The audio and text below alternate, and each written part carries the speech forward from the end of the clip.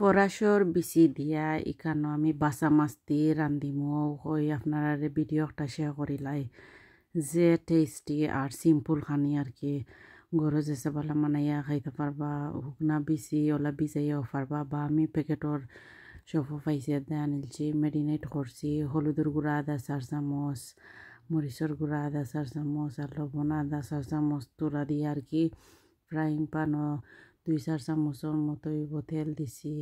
দেওয়ার বাদে গিয়াও বাসা মাছ আমি ফ্রাইং প্যানও দিয়া 1-5 মিনিটর লাগি থইছি আর কি গুড়িয়া আর বাদি কই ফরাসর বেশি আর কি পানি বয়েল করিয়া আর লগালগ তোরা হলুদ দিয়া উনা দেলাই তো আর ফেনা ফেনা করে না আর কি যেগুলা রান্ধিমু ফ্রোজেন তো না নিয়ে দেখ ওই তোরা জাল দিয়া করলে বেটার এখন 5 মিনিট বাদে আমি মাছ উল্টাইয়া এখনও 10 মিনিট লাগছে মাছ হয়ে গেছে হান্ডির মাঝে 3-4 চামচ তেল দিয়া আর পেঁয়াজ একটা মিডিয়াম সাইজর দিছি দেওয়ার বাদে গিয়া হলুদের গুঁড়া আদা 4 চামচ মরিচর গুঁড়া 1-4 চামচ ধনিয়ার গুঁড়া 1-4 চামচ দিছি দিয়া পালা করে লাড়ছি লাড়ার বাদে এখানে আমি বিচি দিছি যেখানে উনা দিছিলাম আর কি ও বিচি দেওয়ার বাদে বুলি গেছিলাম লবণ দিতাম ও বিচির উপরে 2-4 চামচ লবণ দিছি দিয়া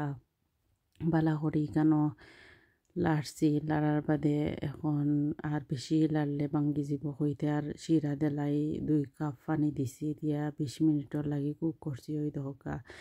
আসলে ফ্রোজেন হইলে কি তৈছে যে নরম হয়ে গেছে পুরা ভাঙ্গি গেছে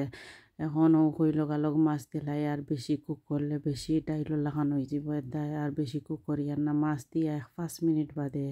আমি লামাই লইছি ওই দহকা যে মজার কারি হয়ে গেছে ধনিয়া পাতা লাস্টে দিয়া আর সার্ভ করিলাম।